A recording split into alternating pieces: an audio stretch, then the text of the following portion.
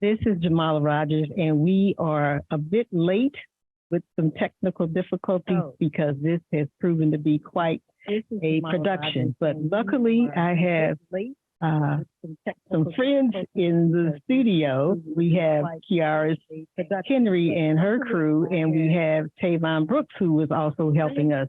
But this is a special program today, and it is being called the 1-year mark of the Central Visual and Performing Arts School shooting, the need for introspection and systems change, moving from trauma to holistic healing.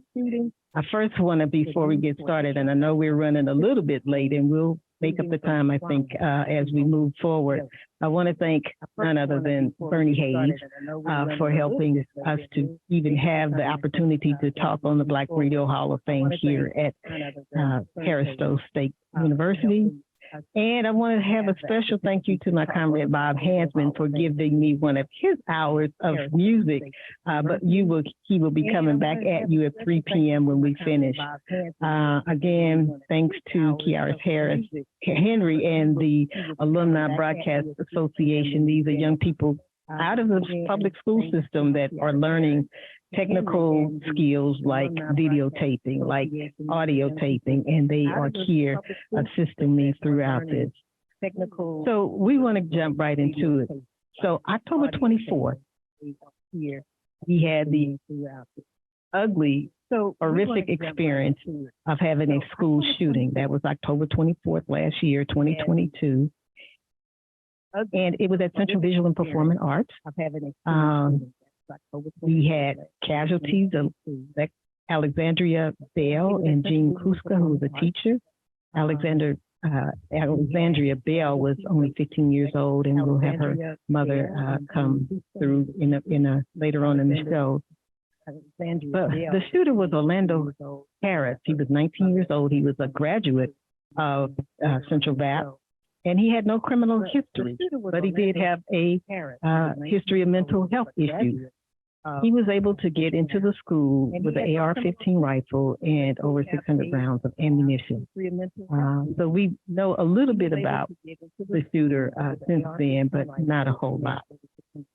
What we wanted to do today is to hear the voices of people who have some kind of relationship, not just to the shooting itself, but to what we need to do past the shooting to make this place, the school, the community, a safer place for our young people. Because I always say our children are the canaries in the coal mine in this country. And if they aren't doing well, the country is not doing well. So when we started planning this radio program, probably about 6 weeks ago, Dr. Casey Shaheed, who was the principal at the time of the shooting, we thought it was a good idea for her to be on the show.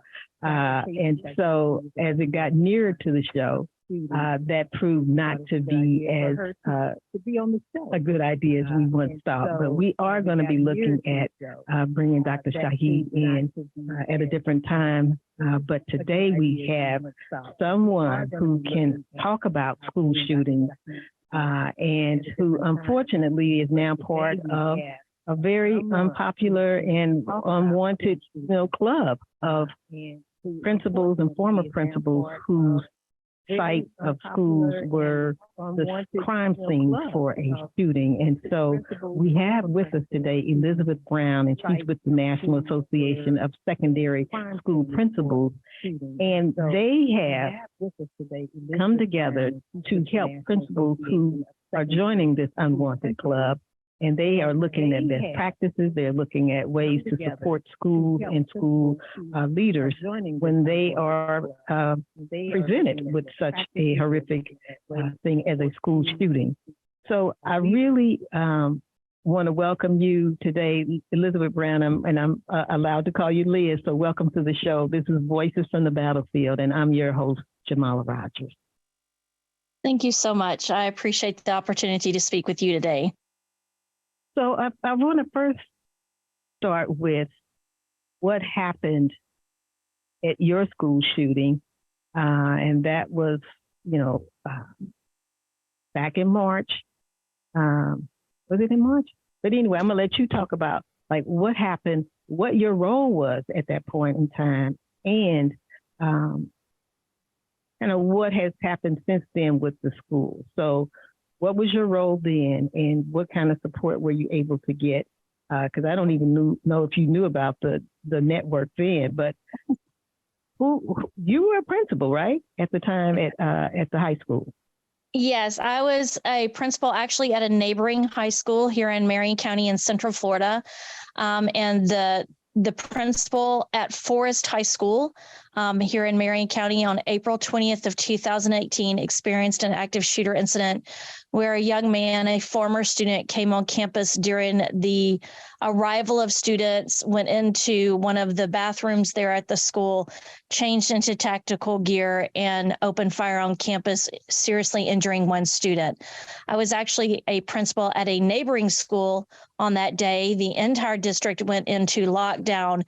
And just a few weeks after the shooting, I was approached by the deputy superintendent to then go in and take over the leadership of the school after the shooting. The principal that was there for the actual shooting had already been approached for a promotion, and they did not feel like that they should keep him from being able to promote.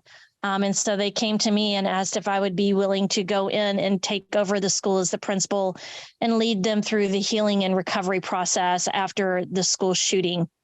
And so right at about 60 days after that school shooting, I did step into the leadership role at Forest High School.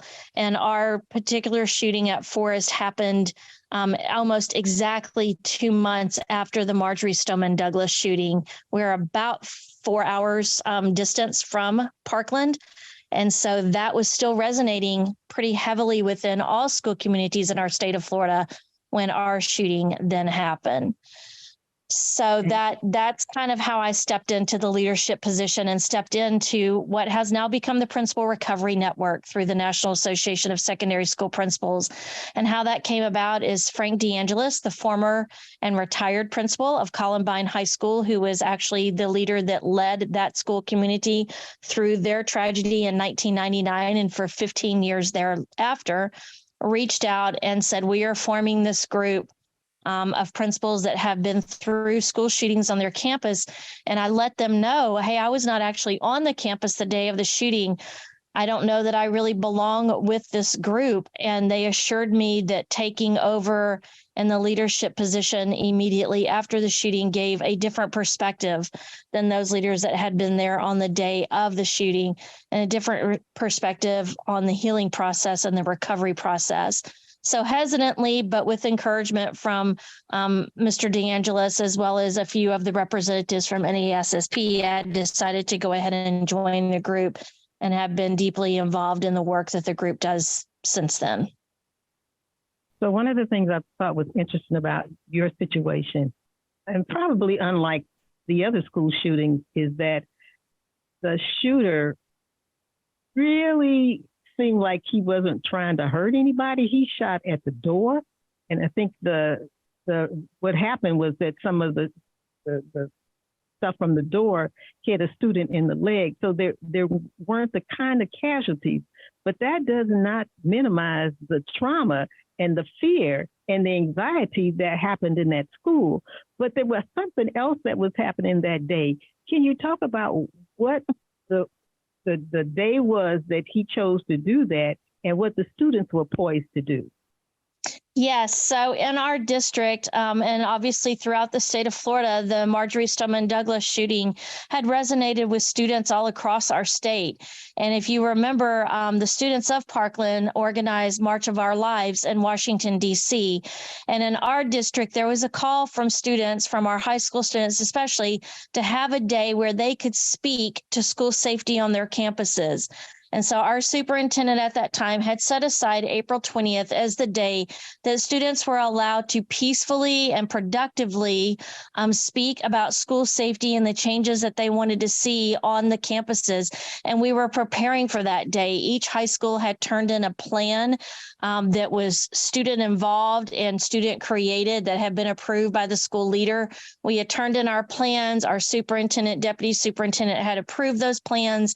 And we are actually preparing for that day where students were able to stand up with their fellow students and say, this is what we want to see in the state of Florida and nationally for school safety, progression. And what he actually did, he shot intentionally through the window of the door with the intention of hurting students, but his gun jammed.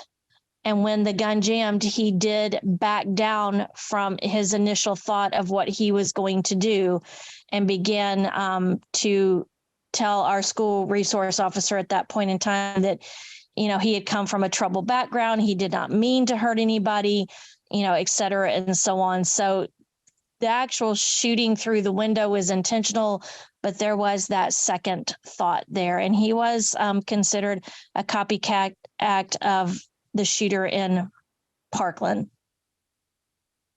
So yeah, and I really want to talk about the shooter just a little bit from the standpoint of knowing what is going on and what if we actually have some kind of profile for the shooters, because one of the things I know that has been controversial for people like me, because when it comes to counting the casualties, I often count the shooter, whether or not he or she or they took their own lives or their lives were taken, because I think we have to look at that's part of the carnage that gets left. So I'm wondering, has the network looked at the profile of the shooters to see if we can gain any insight into what would motivate them to take the next step? And what I've seen, and people who know me know that I've talked about school shootings forever, and I talk about the victims as well as the shooters. And so is there something that we can gain from or glean from the kind of folks who then take up arms against their school? I believe that the word profiling, we stand clear of that as a group, as the Principal Recovery Network. And our main focus is on supporting the principals and the school communities in the aftermath of this. Obviously, in the state of Florida, we function under the Marjorie Stoneman Douglas Act, which one huge piece of that act is our threat assessment process. And most states now have that type of process where it is a positive reinforcement of services provided to students that may exhibit lots of different traits, whether it's traits towards self-harm, they come from a difficult background, they are struggling with learning, they are struggling with, being able to be social at school. We have that type of threat assessment, which did come out of the Marjorie Stoneman Douglas shooting here in the state of Florida, that is very intense. It's very thorough. It is a required mandate. In fact, I will be attending training on the newer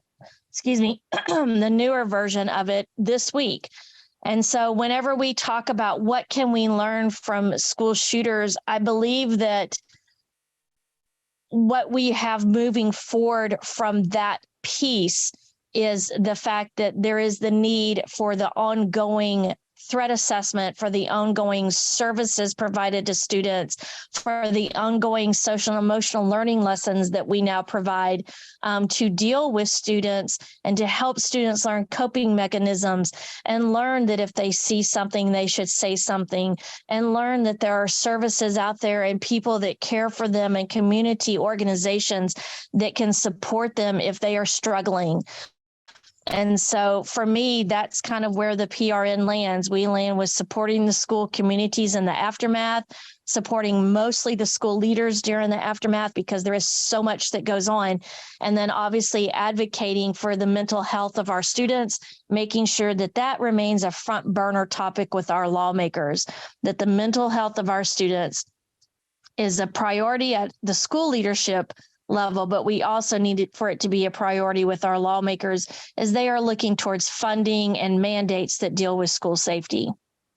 And I certainly can understand, Liz, why the network would try to focus, because you can't be all things to all people.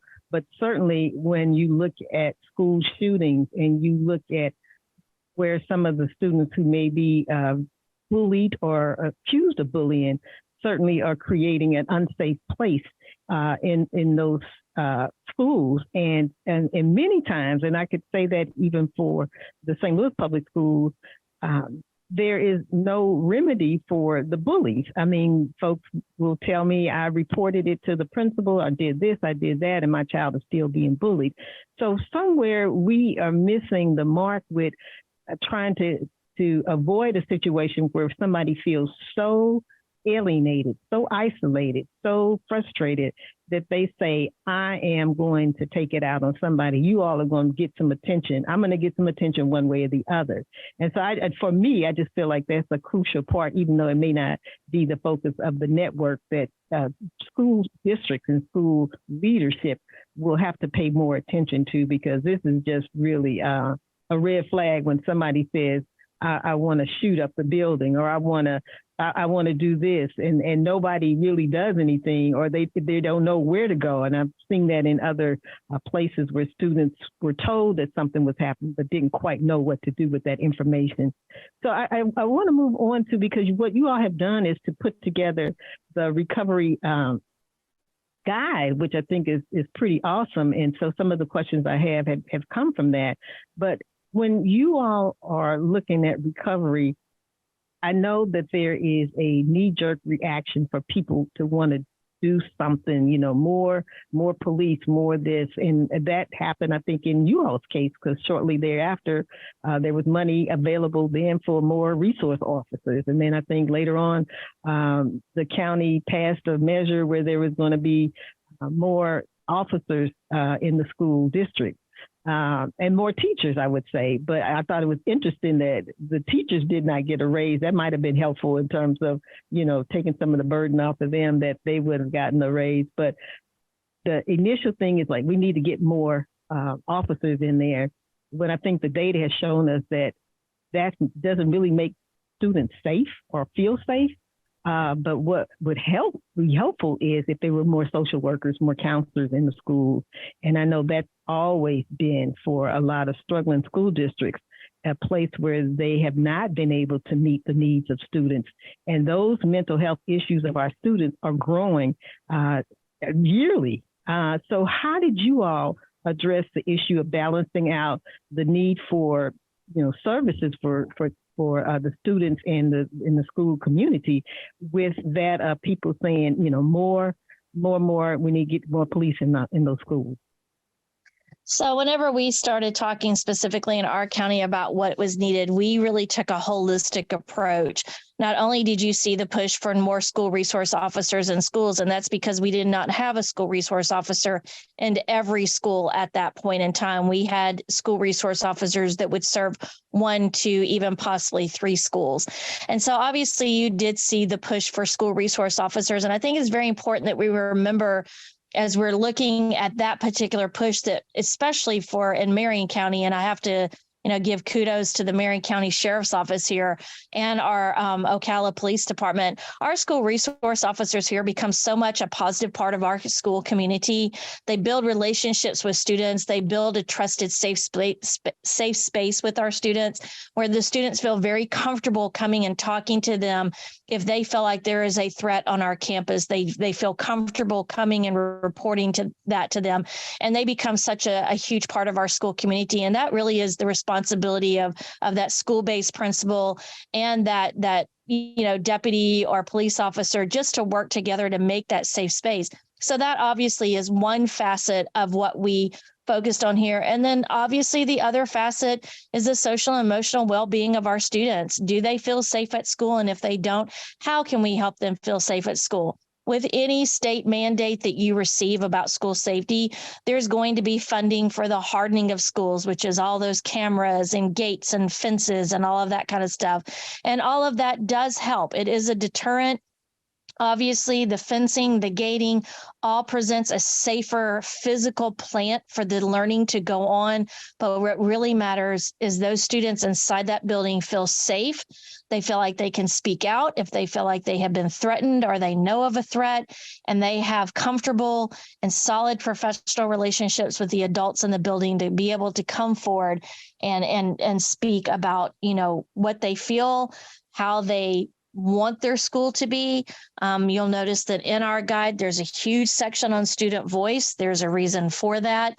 That was actually the section that I was the most passionate about, because I know at Forest High School, that student voice, the needs of the students, really drove what we did every single day as far as what school safety measures we put into effect, and what school safety measures just were not effective at all. That feedback from the students was a huge part of that. So that is pretty much where our focus remained. Obviously, some of that is driven by the Marjorie Stoneman Douglas Act, but a lot of that was just our district level decision. This is where we're going to focus, and this is our feedback that we're receiving from our school community of where they want our focus to be with school safety. So, and that's, I think, very helpful, because when I looked at the network, I was looking for whether or not there was a place that young people were going to be able to have their say so, because after all, they go to the schools as well. But one of the things that you talk about in the network guide is the reopening of the school after such a tragedy. And just the thought of a school being a crime scene is just, to me, just really unsettling and shakes you to the core. But I think for some schools and some school communities, they want different things done at the school opening. And I get that, because some of this stuff, it re-traumatizes people. But I think, most of the social workers and psychologists would tell us is that we still have to confront this in some way, somehow, to get people through the trauma. Now, one of the things that you all did at the high school was to turn in that room that was the scene of the shooting into the rock. And I know that some schools say, we don't want this school to ever exist, and that school comes down. So what was the thinking that went into you all saying, we're going to transform this room, make it available, we're going to change the narrative, we're going to change the way that students are looking at this room? How did that come about? Well, and how it came about was through the students and the school community, just sitting and listening to them. And I'll be honest, at first it was very, very divided.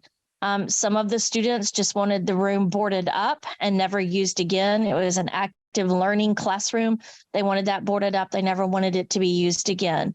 Other community members thought that it should be used, just put a teacher right back in there and go right back to class in that particular classroom, because if not, we're showing that we're giving in to the shooter.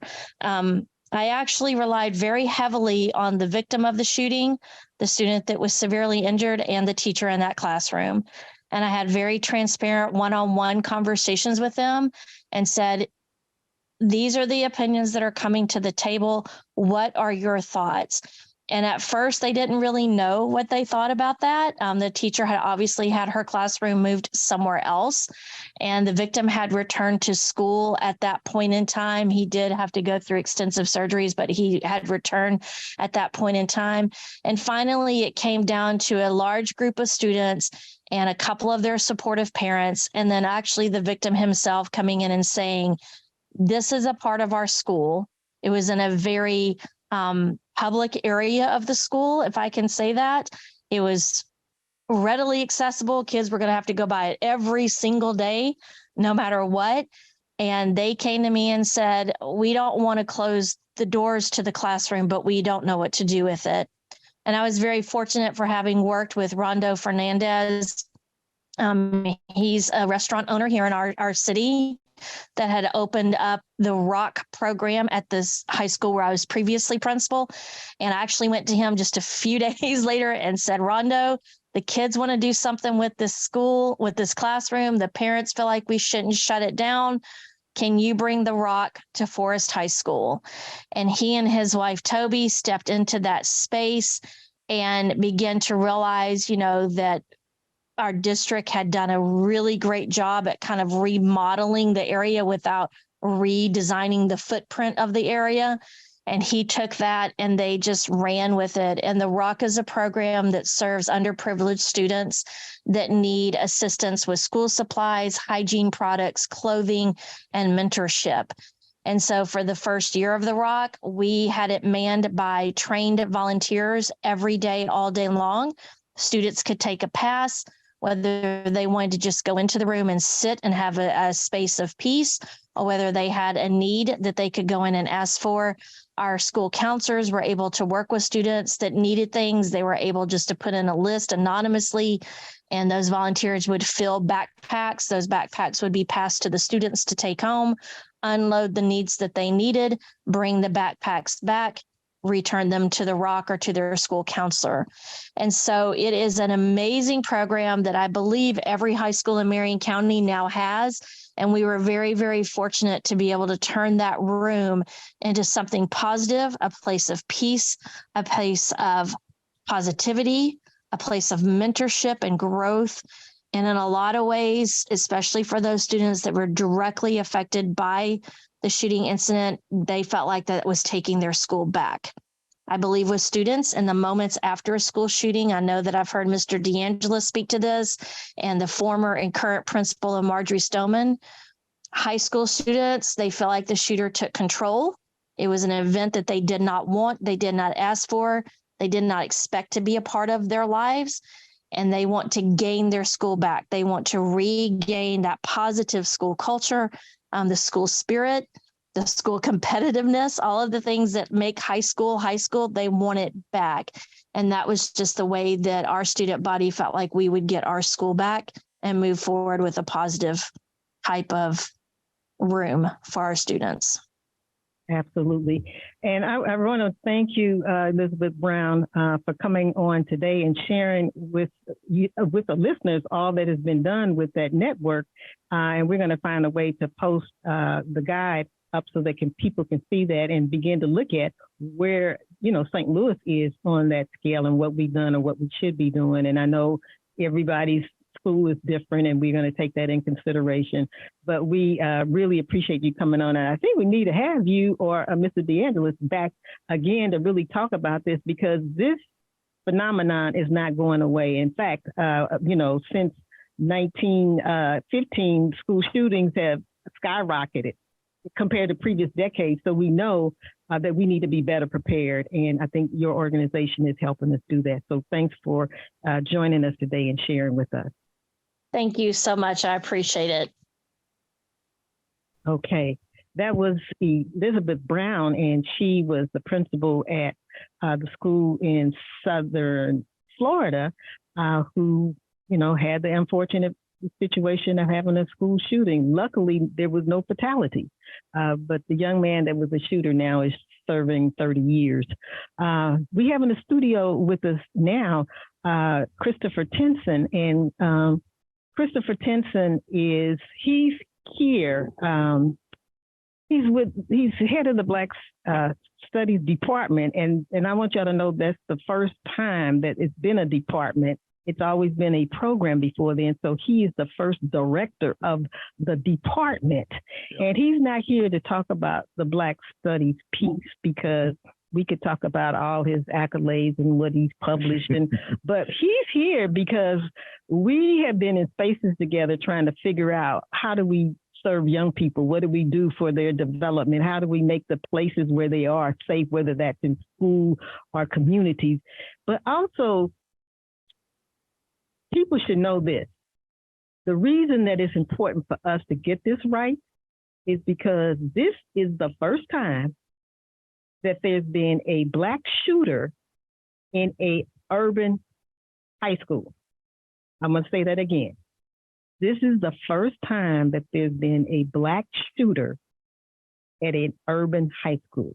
Now, all the other times it's been suburban or rural or whatever. So that's why Central Vision Performing Arts became a centerpiece nationally, and thrust Dr. Shahid into the national limelight, because people wanted to know, what do we need to be thinking about if they were in a similar district?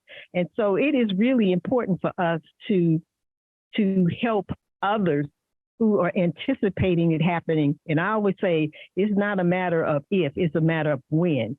And so I wanted Chris Tenson to talk about using the lens of history and using the lens of trauma, Black trauma, what we should be thinking about when we're looking at school shooting. I don't think we did this one well, and that's just my opinion. But if the point is that we're trying to dissect what happened and why and how we can do it differently. How can we serve the community that was most impacted? But from a historical perspective, what do you think we should be looking at right now? Well, first, I want to thank you for having me on the show. We've been talking a long time about this possibility. I also want to express solidarity with the people of Gaza and the issues that they're dealing with that we all know are beyond tragic. So I just want to make sure we put that on wax. We have a violent culture in American society. It's written in many of our songs and our little poems and whatnot, just our kind of love affair with violence and the necessity of it. So I think in the culture, we have some work to do in American culture to kind of separate ourselves from that. But there's obviously, we know forces that are trying to protect that as a staple of our culture. We have an over-reliance on guns. You know, there's 400 million guns in circulation. That's about 120 guns per 100 people. So we're a gun culture. You know, so part of what we're trying to understand is just, can we divorce ourselves from that? We probably can, except there's lobbyists that's making sure that it stays, fluid, that the gun lobby is something that is very central to the circulation of guns. And I'm glad you mentioned that, Chris, because most of these young people that are going into the buildings, they're going in there with legal weapons. Right. And they're going in there with the highly sophisticated weapons that will do the maximum amount of damage. So the elephant always in the room is the lobbyist. And depending on where you're at, you can get guns at younger and younger ages. So I think that there has to be some major reform on that. But unfortunately, we just go from tragedy to tragedy. And so what should we do in preparation is making sure that, one, our communication systems are working with our loved ones who are going into public spaces, going into school spaces, making sure our communication with the administrators there is very fluid and open so that we don't have to wait and see something tragic happening on the news when we know we have loved ones in the building. So I think that that's a very just practical first step, just making sure communication channels are there. But the other part too is obviously, unfortunately, thinking about just how would you keep yourself safe if something happened, and unfortunately, we've gone in my lifetime from talking about, and I'm from the West Coast, so we had earthquake preparedness, and we used to have to get under the table. The bell would ring, and we practiced getting under the table. And this was before your time, but in the 50s, we were under the desk with our hands over our head for the bomb. For the bomb. That's right. And so we have a culture of showing people how to get ready for certain things. Now, it's an absurdity in a culture that should be forward thinking, should be more progressively aligned with the fact that guns don't keep us as safe as we think they do. And so, we do this preparedness, but it's separate from the cultural understanding of what guns represent and how people believe that guns, and in some cases they do help people stay safe or protect their property or whatnot, but it's all bound up in the culture. And it's hard for us to really think beyond that, considering how deeply woven it is in our culture. Well, we have a situation where we had a Black shooter and we have a predominantly Black school district. There, from day one, there were a lot of theories, and I wouldn't necessarily call them conspiracy theories, but people immediately went to, why don't we know this? Why can't we get this? And some of that they attributed to the fact that it was Black folks involved, and therefore we are not going to get the attention nor the resources that we need. So, for example, the kind of services that, predominantly white schools get, even when there's a car accident of a student, they rush in there with, social workers, psychologists. It was literally years before we to get that in the St. Louis public schools. And some of it they will always say is resources. But my thing is, like, you got to make some choices, some trade-offs here, because you got kids there. They have a number of issues. Some of them are psychological, some of them are physical, some of them have two. And so we're expecting teachers to navigate with these students who've got lots of special problems when essentially they need more social workers in those schools. And so my thing is like, okay, some of what I hear, the frustration from day one about this is a Black school, this is a Black district, why come we can't get this? Can you talk a little bit about the sort of systems of oppression that we have to deal with and how we make them more accountable to Black folks? Yeah, I mean, you raised a huge question. I think, first is the information piece of how we see ourselves and how we collect our own stories. I mean, the work that you're doing is important. But, where are Black journalists, right, who can cover this stuff in a particular way that's really thinking about our community holistically rather than just as clickbait, or try to get eyeballs on something. I think that it's a big issue of awareness of who's vulnerable and what kind of victims are we? Are we victims that the public needs to help protect? Or are we victims who are left to protect ourselves? And I think that view, right, enables the public to hyper-focus on certain victims, and other victims leave them alone, leave them unrecognized. And in fact, much of our experiences and the kind of details of our experience under white supremacy have been rendered unintelligible to a general public, which is to say they don't recognize the things that we are identifying that have been endemic to our struggle. And I think that's a loss in translation piece, but it's also strategic, it's also political, and it also is economic. And so there's a way in which all these systems conspire to contribute to our invisibility at our most vulnerable moments. And so this is something that I think comes to bear when you're thinking about the vulnerability of Black space in general, when you're talking about churches and places of worship, when you're talking about schools, when you're talking about our home.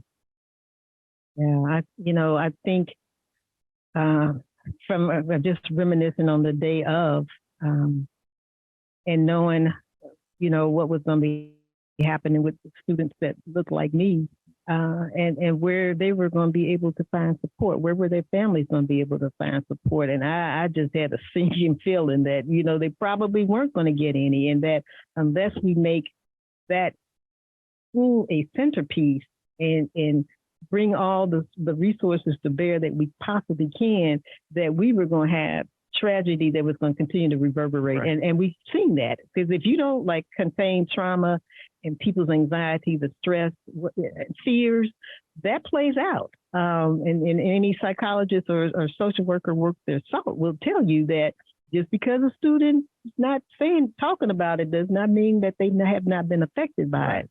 And so, as a result, we saw more fights happen in the schools, and not just in St. Louis public schools, but in other districts, because the anxiety and the fear and the stress levels were up the wazoo. Yes, and we act like students, because they're young, don't experience this the way that we do. And so just some of that was coming into play, and then the other thing was coming into play, remind me of during slavery time, when folks were experimenting on us with our anesthesia, because they thought we already were so damn tough that this was not going to be an issue for us. And I'm thinking, these kids need something. They all need something. And they're not getting it. And so how do we make sure that they get that even a year out? I don't think it's too late. But in our systems, I mean, when we came out of COVID, our systems just tried to snap back into play, which meant that for schools, that meant you back on a testing cycle, right? You back on the systematic testing. The work didn't change. A lot of the work kind of went online, but it was still very much trying to keep pace with some artificial deadline set by someone 200 miles away, right? And so I think that that's a piece where educators were trying to balance how do we keep them on grade level, right? But also understanding the sensitivity to the conditions that we were doing. Whether it's COVID, whether it's post the school shooting, what have you, people are internalizing it. Teachers are internalizing it, right? The security guards, the whole apparatus is internalizing it. So it's a holistic thing. And I think that the other part too, I mean, some of our methods that have been traditionally helpful for us in terms of healing have been in our religious and spiritual community, right? And I think that I'm not sure that there's deep partnerships with faith communities and public schools beyond the occasional photo op, the one time. But I don't think that there's that kind of constant check-in with faith communities in these kind of hard-hit places. I think that might be one space. It's been historically one. Of course, we know our communities have changed over the last 25 years. It's on hyperspeed with gentrification and economic isolation, et cetera. We understand that. At the same time, there are still churchgoers. There are still people going to parishes, going to mosques, right? And even finding other kinds of spiritual communities of, fictive kin or, what have you. And I think that just that kind of a holistic approach is probably what is more needed than the clinical approach solely, right? Which is just to say, hey, we're going to put a psychologist in the school and that's going to solve everybody's pain. And we might just give you some medication to keep you numb so that you don't have to deal with the pain. Right. Yeah. So you're starting to see, I mean, you can see everything on social media, unfortunately, but, students are leaving school during the day earlier and earlier. And if they go at all. And self-medicating, right? And they're recording themselves doing it. We're still a long way out from studying the effects of all this. And, so I have hope because James Baldwin says, as long as we're alive, we got to have hope, right? Absolutely. But in terms of an easy solution to this, unless it's holistic, unless it's ongoing, unless it's really well resourced, we're going to continue to deal with some of this trauma. The reactionary piece of it. Right. And I definitely agree with that. In fact, later on in the program, we're going to have Rebecca Bennett here from Emerging Wisdom in the Black Healers Collective. And so when you speak to those alternatives, this is, ways that they're really trying to get the community to help heal itself, because obviously, who are we waiting for? That's right. It's not coming. The help is not coming. But at the one same, of my colleagues, Dr. Kara Banks, is also a part yes, of that yes, as well. and she was unavailable today, but we're going to get her. We're going to get Kara. So Dr. Banks has been talking about that for a while. In fact, I remember her doing some healing circles right after the uprising, because that was, traumatic for a lot of folks. And so yeah, we have some people in motions out there. I don't know that they're being coordinated, and who's going to coordinate that is not clear. One of the things since this incident happened, and we'll talk about this later, is, some of us put forth some recommendations based on our observations, and there was very little feedback because what we saw was discoordination between the school and the police, and we say, okay, we know this is a new thing, it just happened, but how can we be better prepared? And so we don't know if those meetings have happened. There's hardly been any public announcements or pronouncements about here's what we've done since that shooting. In fact, people are having difficulty with getting the video from the police. In other places, though, that video was released hours, if not within days of the shooting, so that you could start put together a timeline that's going to be helpful for not only that particular district, but for other districts. We don't have that. And so it just seems like to me that the institutions and systems that should be responding have been unresponsive, and I'm not quite sure why. Well, I think they have an obligation to at least communicate order, right? Communicate that they have it under control, communicate that there is a response. Because in fact, we are still trusting them to have a response, right? And I think that even even if they release the tape, even if they look at the recommendations and begin to study them to see what they can put in motion based on that, based on the community desires, there will still be a level of accountability where we'd have to watch and monitor to see the effectiveness of what they decided and how they implemented it and how far it is from the community's vision. Right. And so I think that, we've never struggled with ideas for our healing, for our safety. What we struggle with is scale. How do we scale up to reach the largest number of our community so that people do have a general sense of community safety and wellness? I think that's the work that the Healers Project and many other projects and all the tentacles that go into the Healers Project is trying to wrestle with. So I'm on the kind of periphery of that, but I'm definitely in solidarity and full spirit with the energy of that work. So I'm hopeful in that regard that we have some very brilliant, creative, and courageous human beings working on this that come from our community. So, I think those folks are there and they're going to do all that they possibly can do. But at a certain point, we have to hold those systems accountable. Sure. And in order to do that, you have to be organized. And I think that's the place that we're struggling with because, for example, the parents in the St. Louis Public Schools, most of them are under poverty level. In fact, lunch-free school, and so that indicates that the poverty level. And so those folks are either got multiple jobs and trying to survive, really. And so then you're going to say, well, you need to be more accountable to the wellness of your kids. Well, I'm giving them my house, and I remember under the fences when the character told that boy, I ain't supposed to do all of this. I got a roof over your head and you got food. Now that's enough. But right now, in this day and age, that is not enough. No. In fact, most times kids can do that part on their own. It's the other pieces that have been lacking.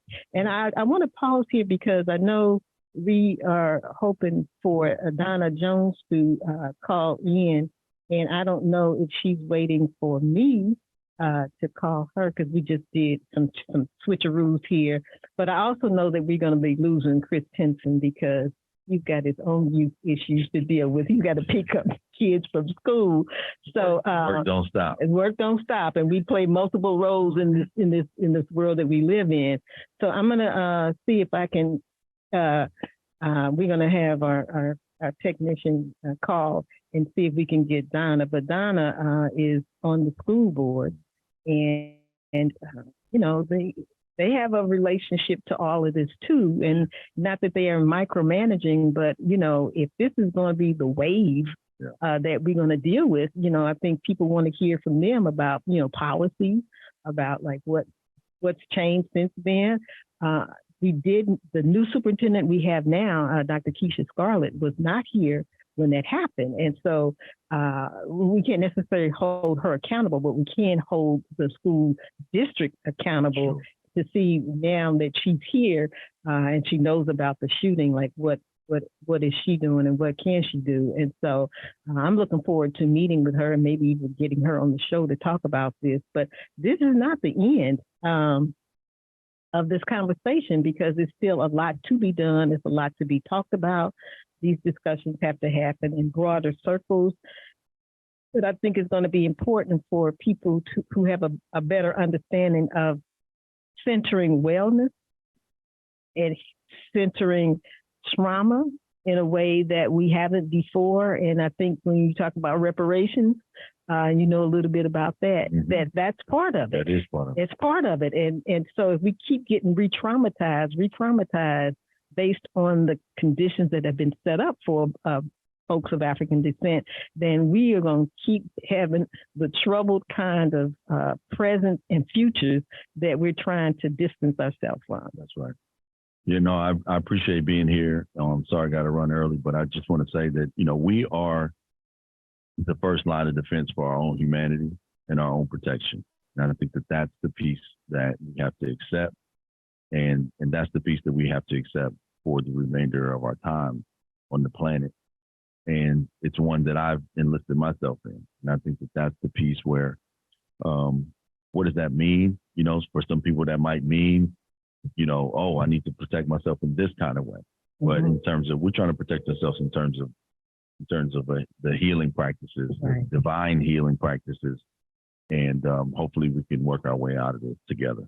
Yeah, that the October 24th is next week, and so hopefully some of the discussion that we're having today will, you know, spill over into the community when people start asking questions and asking the right questions of the right people. Because part of what we often do, Chris, and you know this, is like we talk amongst ourselves, complaining and moaning and groaning. But, you know, when it comes to, okay, now we need to go down to the school board, or now we need to go down to the mayor's office, then people then start saying, well, I got to me, Right. all of that needs to be put aside when we're talking about our children and their future. Because if you see the same people show up to the same, it's the same thing. Yeah. And so we got to change that narrative. And our kids are seeing that. They see who shows up and who doesn't. And so they get disgusted too. Like, why come we can't get this? Or why come we can't get, or why come this person who's in charge won't let us do that? Oftentimes we don't have the answers for them because the people who could answer for them is not there and doesn't intend to be there. So I think that dynamic has to change. We have to open up a little bit more. And you mentioned COVID. And I remember one of the young people saying, when he graduated last year from Central VAP, he was saying, keep in mind, Ms. Jamala, this has never been normal for us at the school. We came in under COVID and our lives have just been totally screwed up. So they made the most out of it. And I understand that and I appreciate that kind of resilience. But what we know is that resilience is temporary unless we keep giving those young people support. Absolutely. So it's one of those things that I hope we can get over those hurdles. But it's taken a while and it's taken some determination to do that. But we want to have you back soon to talk about, let's do it. Yeah, in a more deepened way, like what is happening with our people historically and what do we need to do if we're going to really truly make the case for reparations. Thanks for having me. All righty. Thanks, Christopher Tenson, who's he's the director of Black Studies Department at St. Louis University, but he's not out there in that ivory tower, y'all. He is connecting with people in this community since he came in 2018, 2019. He's been on the ground. And so those are the people, you know, I connect with, and we don't have those highfalutin tootin kind of people in the academy. These folks that I bring on the show are involved in community-based initiatives. They're trying to work with the community, use resources of the university to make it better in our community. So we are still trying to get a hold to Donna Jones, and we also are waiting for. So we have Donna.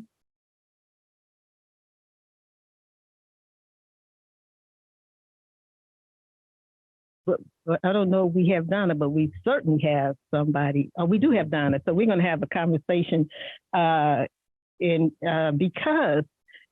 the folks that we're going to talk to now were part of the team, and I won't even say the organized team, Dr. Punch. I'm just saying we showed up on October 24th at the school where parents were supposed to be picking up the kids.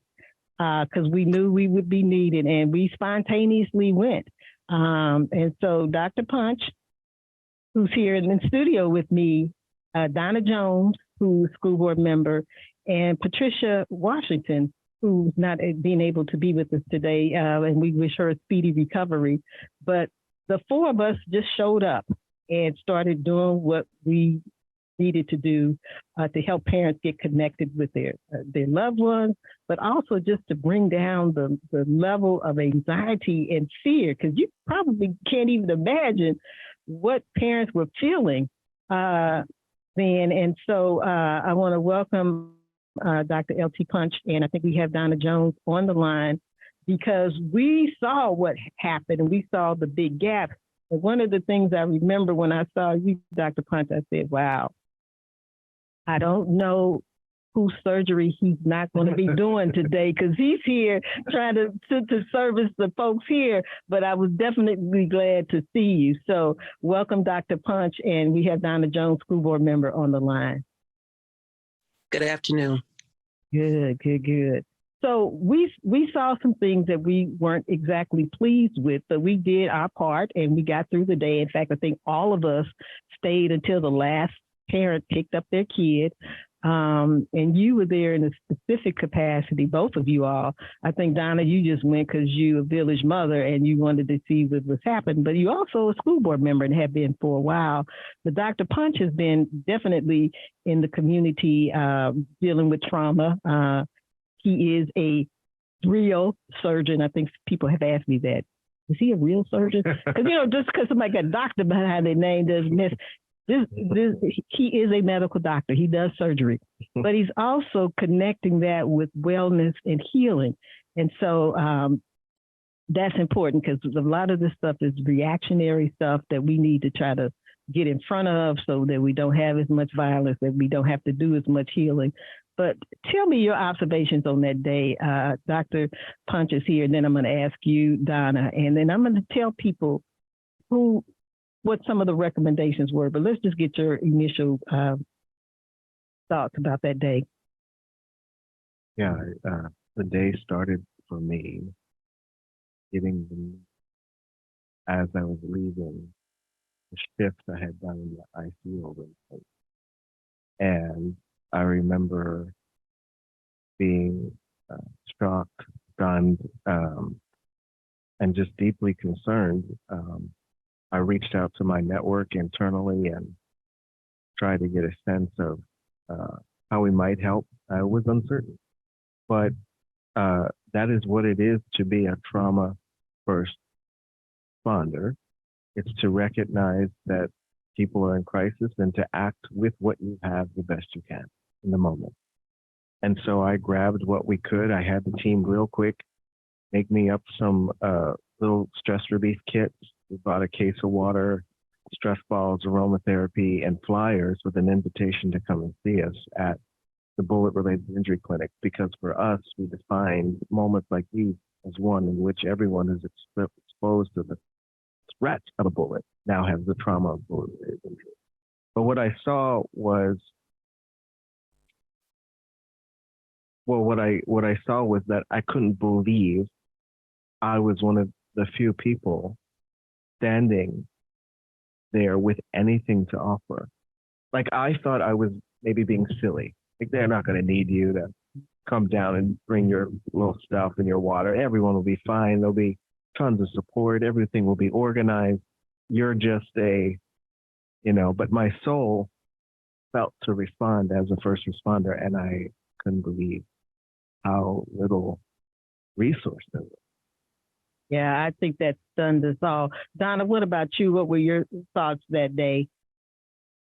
Well, I was on my way to visit a relative, and I got the call, and I think I was there in less than 5 minutes. My heart just dropped to my feet. And I was really, really upset. I could hardly get through the traffic. The streets were blocked off immediately. First responder police were.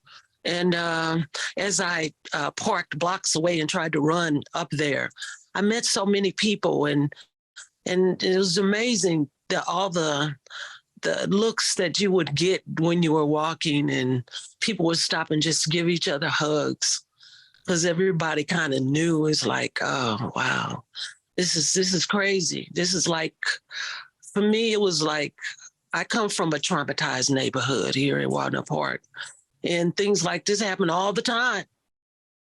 And then for me, it was like, here we go again. But getting on the scene, I was just encouraged by the parents that were coming and the people who were coming, who were there in their capacity. And I guess along with what the doctor is saying, I don't think I was surprised at the time when I think back that there weren't a lot of people there offering the support that they need to, this is like a common thing here in St. Louis. So I guess it just flew right past me at that moment. But there were a lot of parents and people there, people I didn't even know that were just stopping, giving me hugs, and I was giving hugs to pure strangers.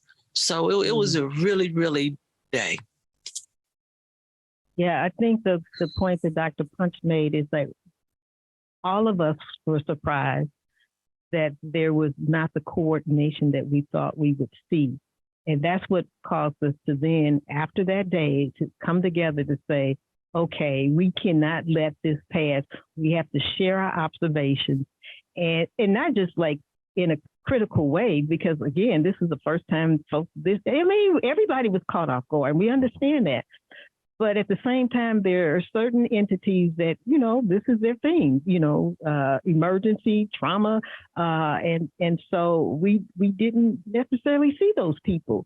And so then it became clear to us, if this happens again, are those folks going to then have a plan, a master plan that is going to be shared with the necessary people so that there's a level of comfort, a level of security that the school communities will feel when this happens again.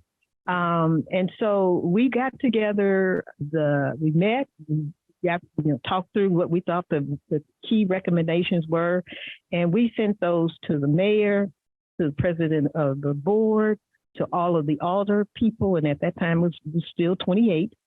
We sent it to Congresswoman Cori Bush. We sent it to the superintendent, who at that time was Kelvin Adams. We sent it to the police chief. So we got absolutely no response except for one alderperson, and he thought it should go before the Committee on Children and Families. Now, unfortunately, when the time came for running again with the reduced alders, he didn't run. So that voice was gone. And so I think one of the things we thought could happen and should happen was that there would be a public hearing and that people would come and testify so that it would be more of a public event and that people who should be answering questions, they would get the opportunity to do that. But it seems like that was not something that people thought would be helpful. And I still think we need that kind of public thing because to our thinking, and since we know what has happened since then, I don't think a lot has happened. I mean, Dr. Punch is dead in the thick of all of this stuff and working with the schools, and in fact has a event that's going to be happening on October 24th. And then you, Donna, you there sitting on the school board. What is going on? I know that there was a teacher who came from Central VAP, still having issues with the school and begging for some support. So we know that it's still raw. We know that there's still things that we need to do, but how are we going to get that school the attention and support that it really truly needs?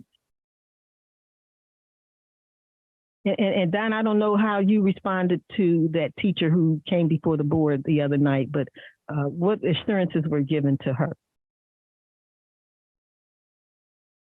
Did we lose Donna? No, I'm here. Oh, okay. I really had, yes, I'm seriously thinking about what you said. Okay. We do have persons in place that are working on that particular issue.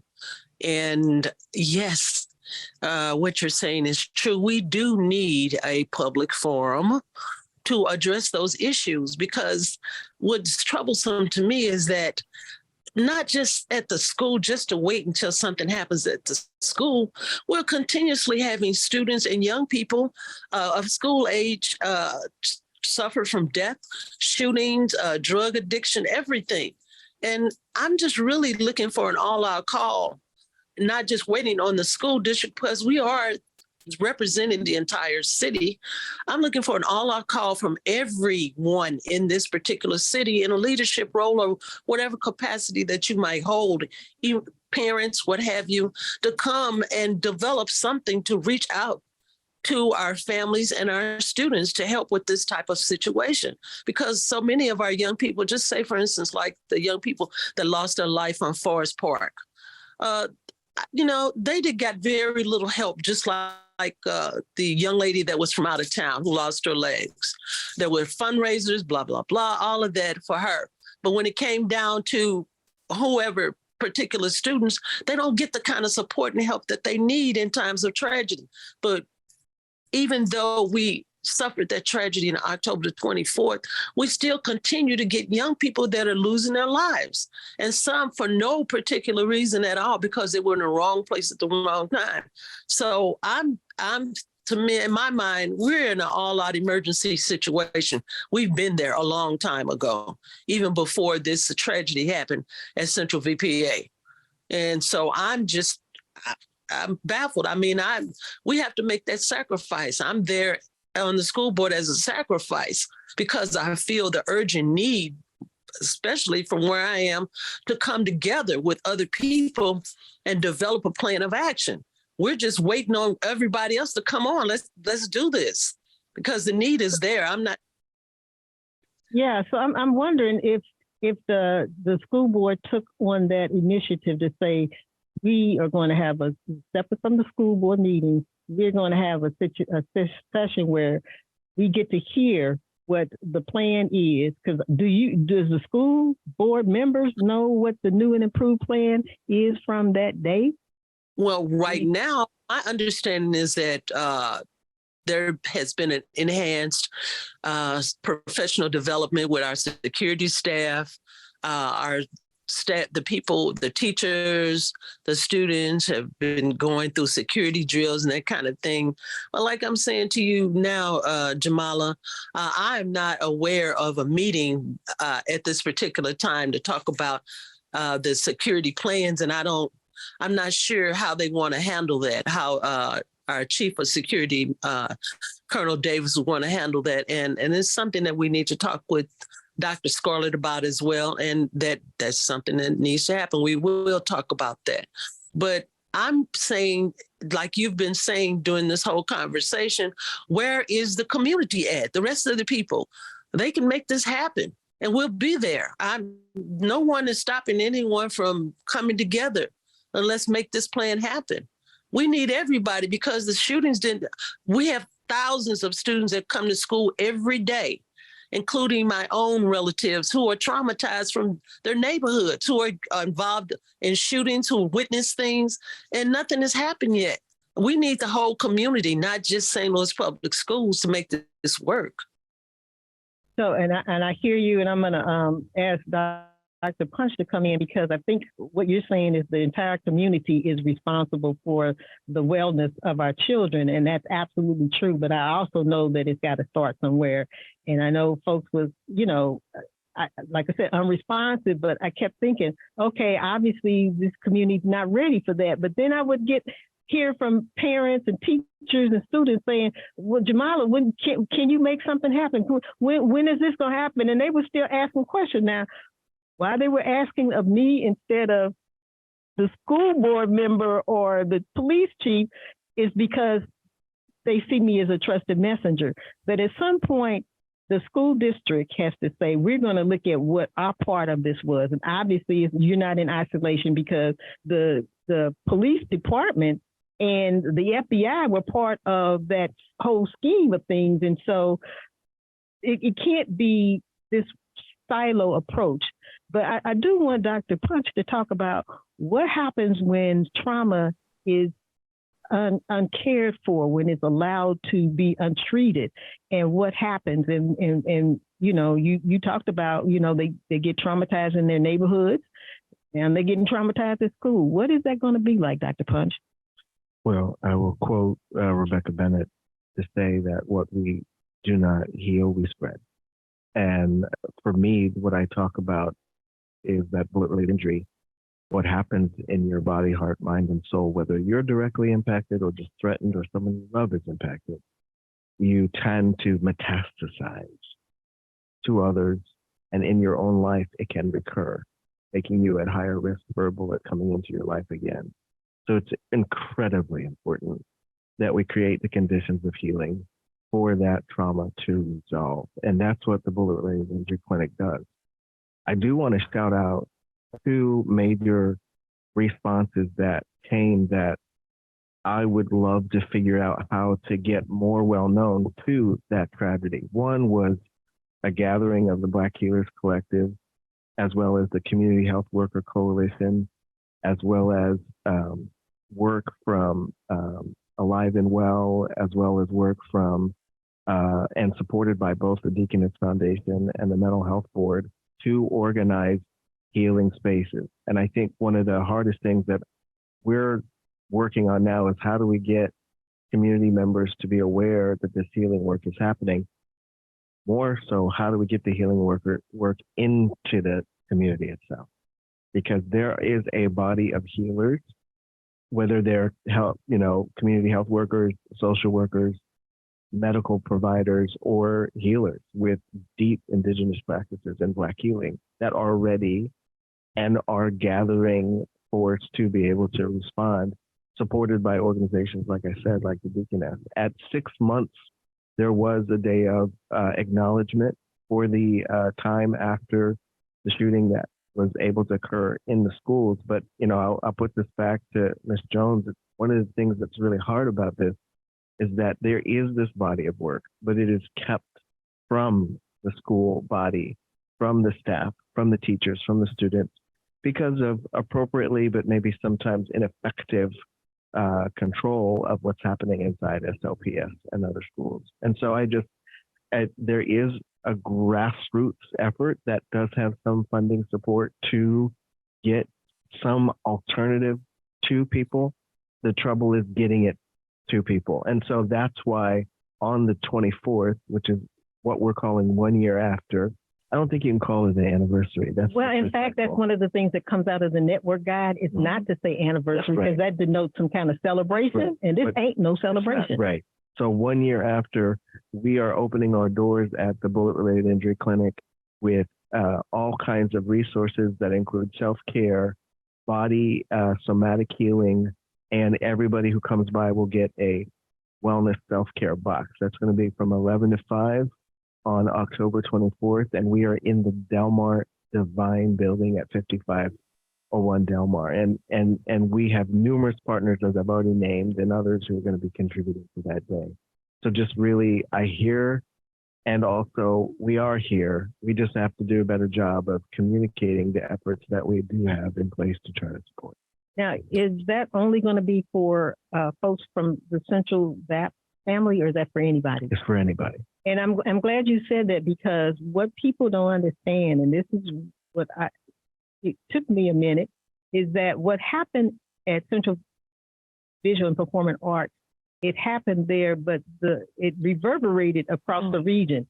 We actually had folks that were coming to me from the U City School District to say that kids were like traumatized by what happened, because it's just the uncertainty. Are these people coming to our school? I mean, you sitting there in lockdown, you don't know what the hell is happening. And, one of the things we found out was that there was not a whole lot of, particularly in the school districts, St. Louis school district, that people were being given information or being given ways to deal with their anxiety. They were just heads on desk for like 6 hours. That to me is not helpful, and I'm not even a psychologist. I just know that that's not helpful. So what I'm thinking about, Donna, is the school will be closed on October 24th. But do you know if there's been any guidance as to what things the school family could be doing during that time? I know that helpful? the superintendent having conversations with the principal at this time, and I'm not sure what that conversation consists of, but I'm sure that when the teacher came to speak, that all those things were taken into consideration about how people feel, whether or not they wanted to be there or not be there, because so many people some people are glorifying this more than it should be, and opening up wounds that are causing a lot of pain to other people. They're just, I understand why some people are And you're jumping going in and out. and they but never I done anything to help anybody. I want to. Hello? I know it was hard to hear just now, but what you said is really important. Opening up wounds that Right. not only are re-traumatizing to you, but are re-traumatizing to the people around you to witness. And that's one of the reasons why we want to hold safe space that's adequately resourced. So if those wounds do open up again on that day, we've got some support. right, right. But Jamala, I want to say this because this is troubling to me as someone who lives here in North St. Louis. We've been going this for a long time, not just with. And this was a horrible situation, and it was so painful. I will never forget how I felt as well. But this gentleman has named all these organizations, but I honestly don't seen a list. So Donna, your phone is continuing to go in and out, but I remember think what seeing I all these whole things. I'm saying that our students are coming to school traumatized prior to this incident. Exactly. And all this information that. So Donna, I'm just going to stop you because we can't hear you. Or we want and to place this information because.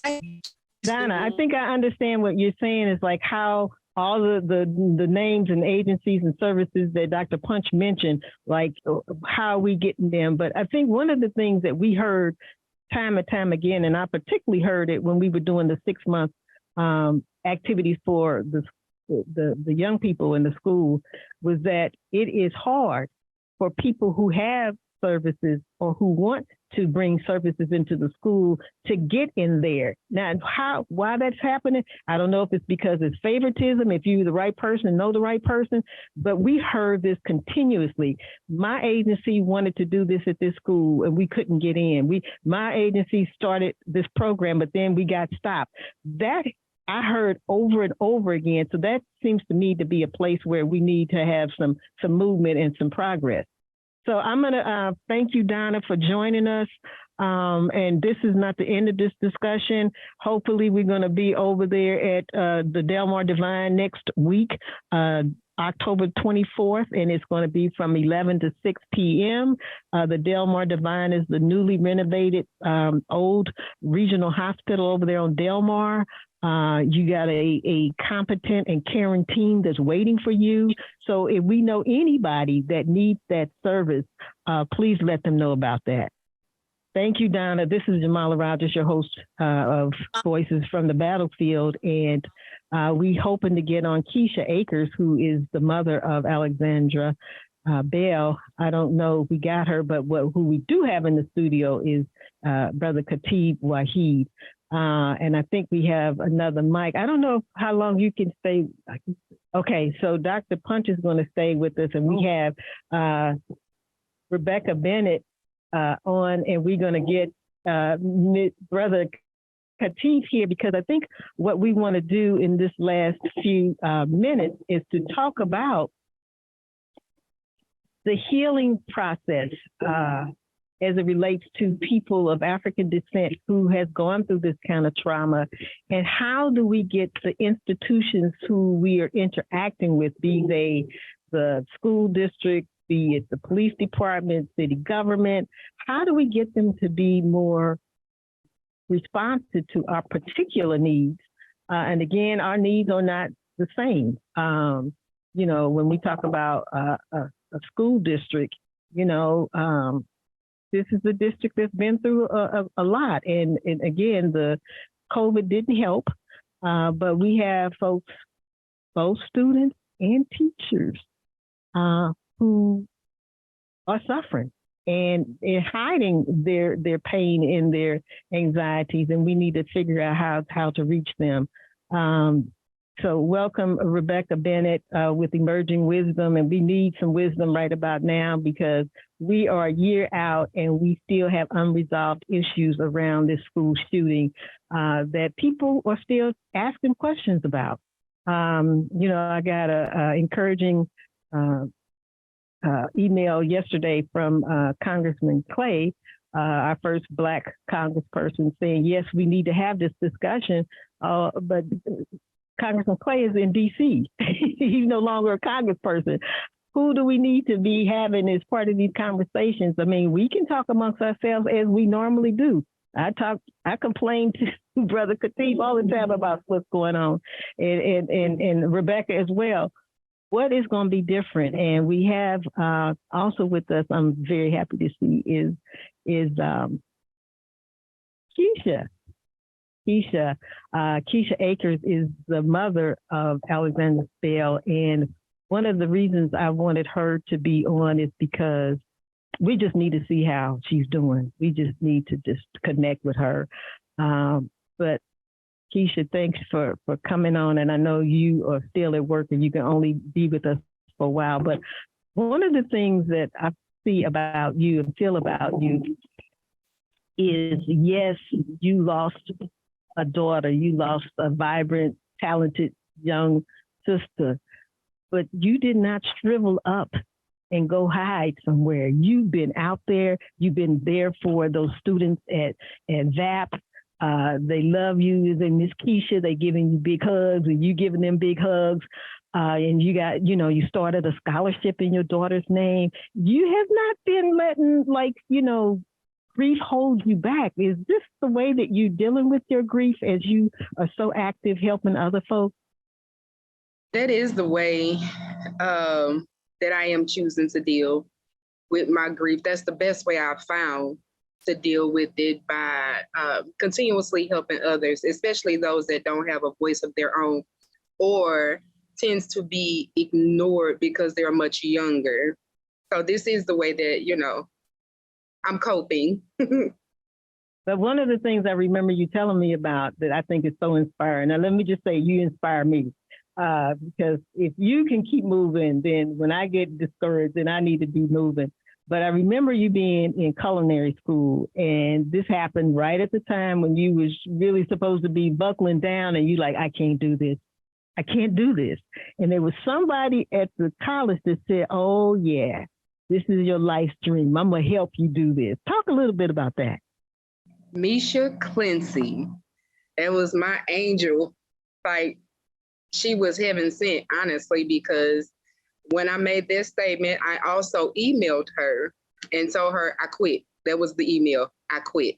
I can't do this. She said, oh, no, ma'am, I'll be there as soon as my meeting was over. I was out with a family member. This lady beat me back to my own house.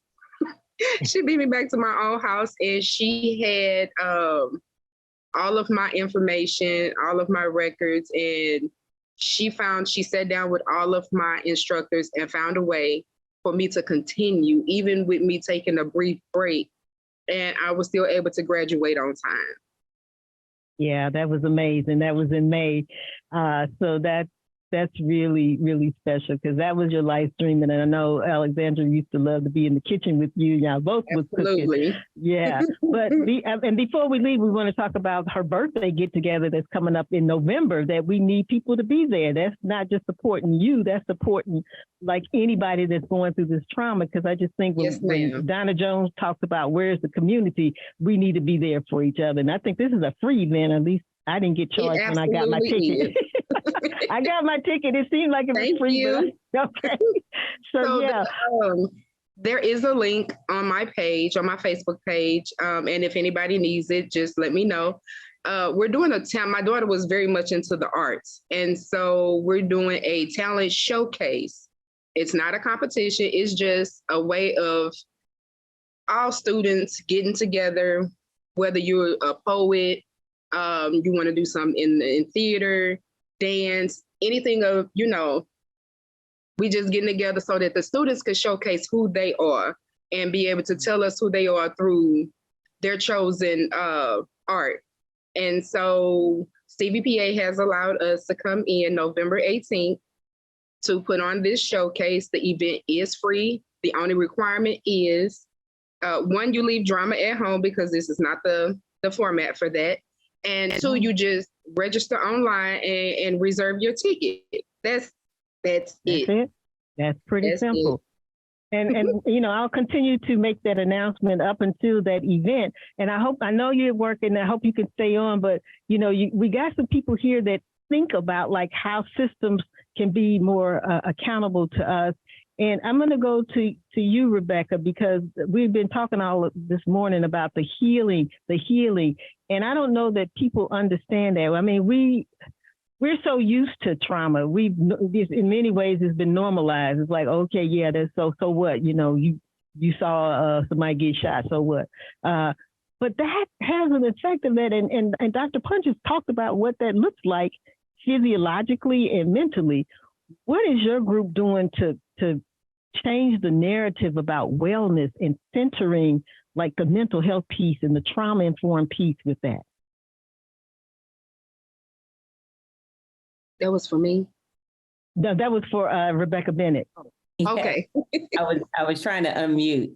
First of all, thank you so much for having me here, Mama Jamala. It's a pleasure to meet you, Keisha, and good to see you, Dr. Punch and Baba Khatib. It's great to be with you all. I think we are trying to change practice, right? In the dominant culture, when people think of healing, generally speaking, they default to two ideas. One is that healing happens in institutional settings primarily. And so you got to go somewhere to get help to heal. That somewhere might be a hospital, that somewhere might be a therapist's office, that somewhere might be usually someplace other than where you live, someplace other than where you work, and someplace other than where you play, right? So there's a thinking that healing happens primarily in institutional settings. And while healing can happen in institutional settings, that's not the only place where healing should happen. The challenge with institutional settings is many of us don't have access to them. And that in many of those institutional settings, our lives are not prioritized and our well-being is not prioritized. So we run into conflict there. So that's one assumption people think of. I got to go someplace else to get help or to be well. The second sort of thought that gets in the way when people think about healing, and I always like to start in this, is that healing happens for individuals only. So an individual goes and talks to somebody, and that's what happens, or sees somebody, and that's what happens. So the idea for many of us about healing is that it's individual and it's institutional. And while that might be useful in some ways, it's not sufficient. We are a herd species. That is to say, we need each other. We are born dependent on other human beings. And for the majority of our lives, if not all of our lives, arguably, we need other people. We are not designed to process suffering alone. Do you hear me say that? Let me say that one more time. We are not designed to process pain and suffering alone. And I don't care what you see in the movie theater about the superhero, the tragic individual, heroic person who can handle it all, usually with a drink and some really bad ways of engaging other human beings, really dysfunctional ways of engaging other human beings. It turns out that we are much more likely to heal when we are in communal settings. That is to say, when we do it together with other people, and when it involves our community, our families, our friends, our workmates, our networks, because we don't get hurt by ourselves. So we don't usually heal by ourselves well.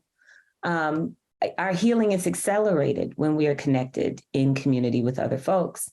So part of what we are doing through Empower Institute and the Black Healers Collective and our work with the T and Power for STL is really trying to change the frame of reference around where healing can happen and who should be involved. The where is wherever we are. In our neighborhoods, in our homes, at our jobs, while we are at the wherever we go in the park to recreate or have fun, wherever we are. So we demystify it The second thing is we do it together, and it is not the work of authorized experts only. Everybody in this life is going to have to heal something. It's going to experience some hurt. And if they haven't yet, just keep living, right? Mm-hmm. And everybody is going to try at some point in their lives to do something to alleviate the pain or discomfort they feel and to come back into a state of well-being. That means we all have some practice with this. So our work is to say, hey, this is a shared responsibility among us. And all functioning communities have ways of healing together, getting back to wholeness and well-being together, and processing pain, honestly, really, together. And so we are developing those healing practices, what some would call social technologies or infrastructures, but that's just real fancy language. I'm saying healing practices for what we can do together that we already do intuitively in our culture. But now what we're seeking to do is to do those same things intentionally. So those, again, words of wisdom. I'm going to bring Khatib in because Khatib's commitment to community goes way back. And I remember him being director of Caring Communities, which was an attempt to bring together agencies and the institutions that were providing services for our well-being. And, the thing about when something is working for Black people, they seem never to want to keep it going. But at least you had the experience of pulling together, and you were in Walnut Park, really trying to deal with the drug folks there. I mean, it was just a lot going on. You also do, training with, mothers of who experience violence in their life. So there's a piece of you that's already trying to do the healing stuff, or not say trying to do, doing the healing stuff, but you also never took your eye off of how do we make these institutions that we are interacting with, and a lot of times our tax dollars are paying to be more responsive to us. So thank you, Jamala, and good afternoon to everyone, Mr. Bennett, Dr. Punch, and all those who are in the listening audience. I greet you with the words of peace, and I thank you for this opportunity to be sitting here. The prior or previous speakers have really nailed all of it. So maybe what I have to offer is just, I'm going to say, an affirmation of many of the things that have been said. First of all, there is no silver bullet to this issue. We'll take multiple strategies and multiple partners to address it.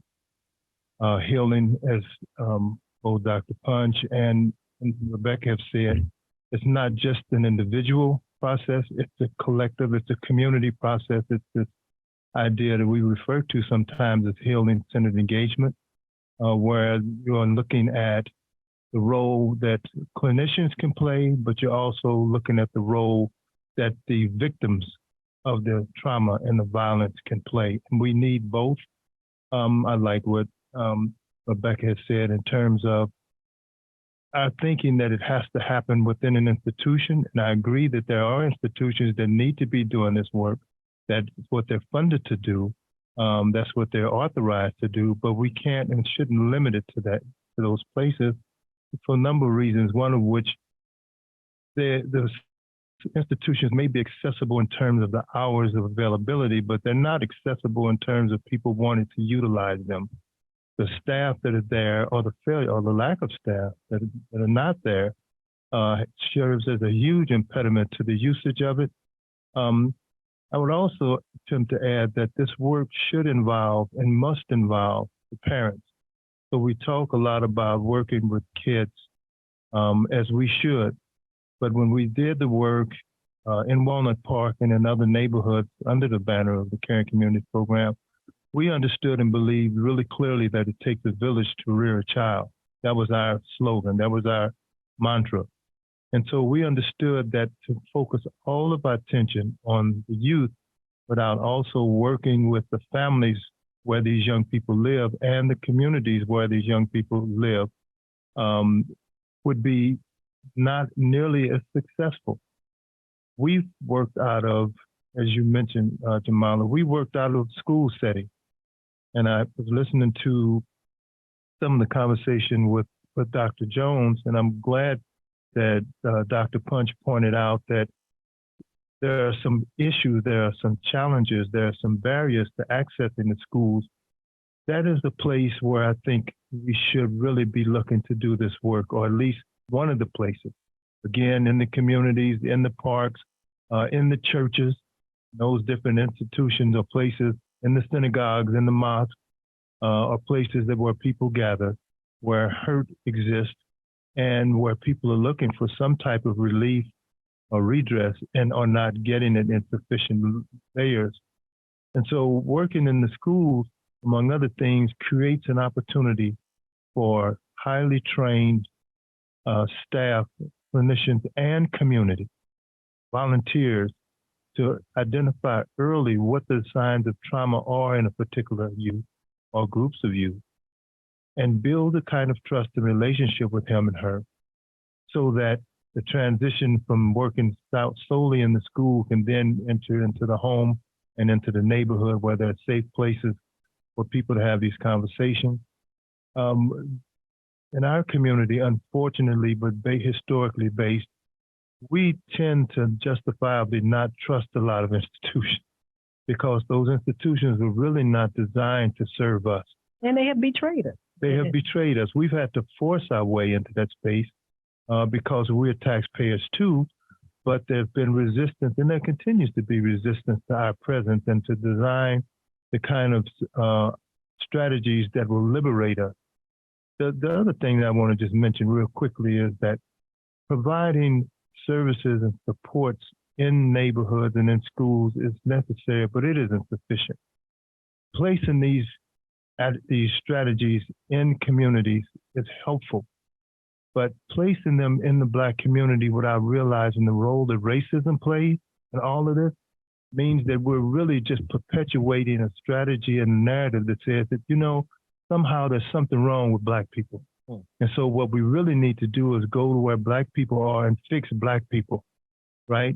And while I would admit there are some of us who have experienced some really bad life chances or lack of them and need some specialized help, that's not our community as a whole in terms of needing to be fixed. What needs to be straightened out is the lack of access to society's opportunity structures. Healthy health services, quality schools, decent housing that will increase in value over time, a sense of safety and protection that we provide for each other, but also an expectation that law enforcement and other entities will do its role, the courts and so forth. And so most of those systems were not designed with helping us in mind. They were designed to keep us in check and to hurt us.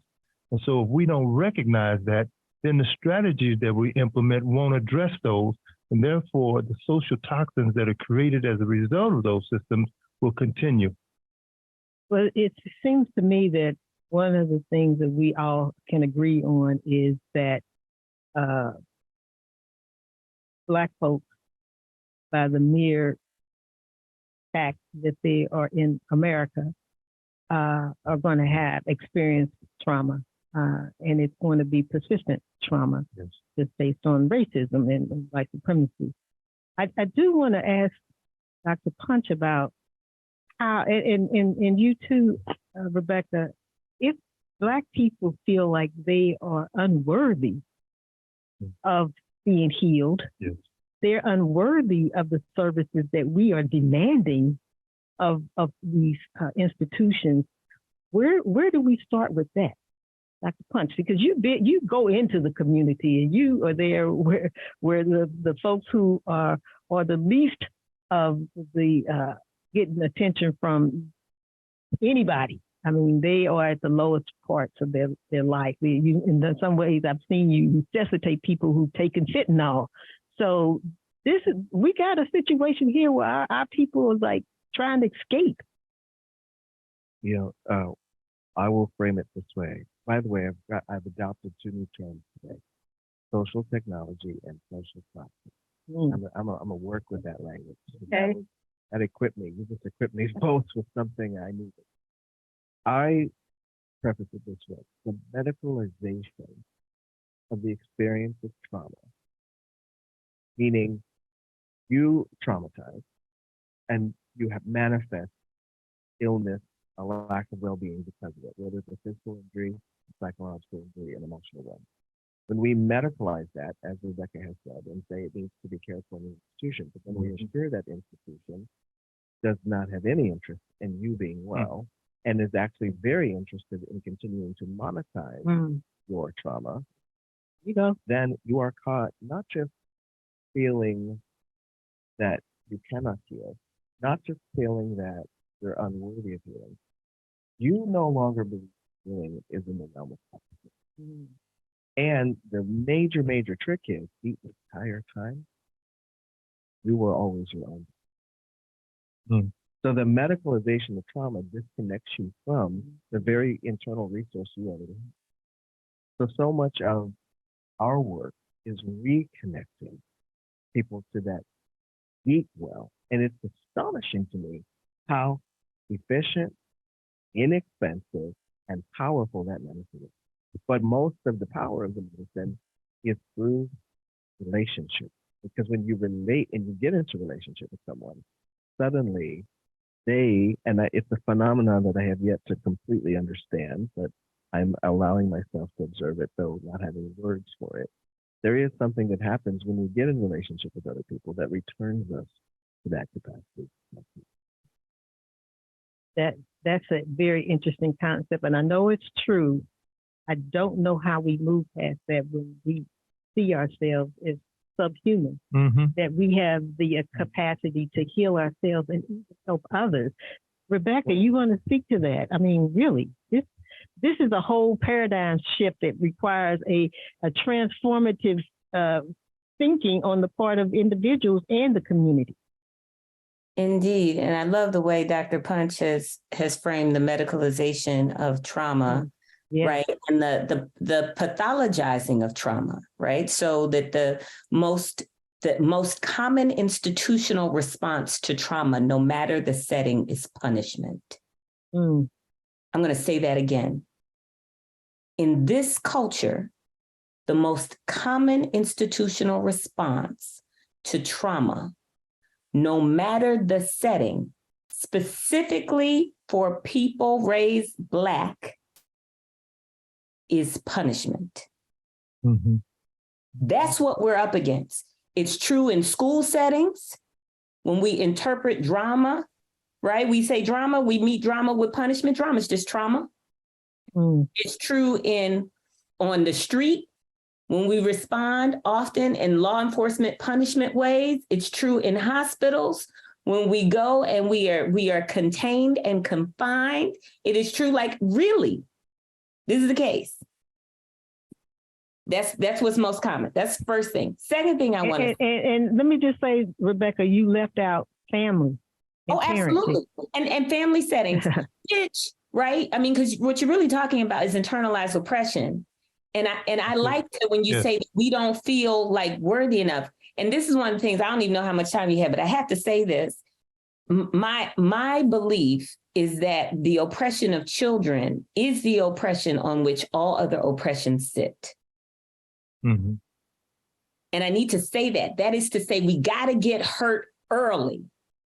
Got to get hurt young in order to fit within how these systems and structures operate, in order to either maintain them or in order to be controlled by them. We have to get wounded young.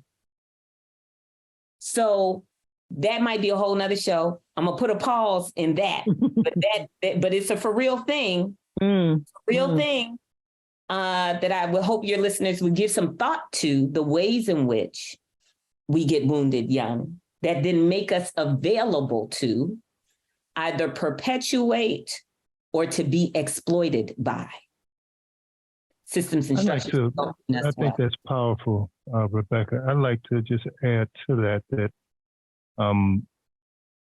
we sometimes forget that our children and children in general who are fortunate enough to live to become adults, because a lot of our children aren't making it to adulthood for all the reasons that we're talking about.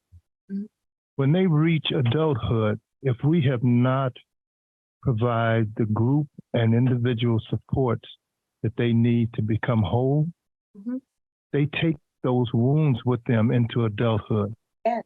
And we assume that once a person becomes an adult, that all of the childhood experiences go away. Yeah. And that's a huge misunderstanding about how the brain works and how human development occurs. And so I'm drawn to a thought about how the brain, for example, is not fully developed according to certain brain research until the person reaches the age of about 25. Yeah. And that part of the brain is called the prefrontal cortex. That is the part of the region of the brain that governs regulation or regulates impulse and rational thinking.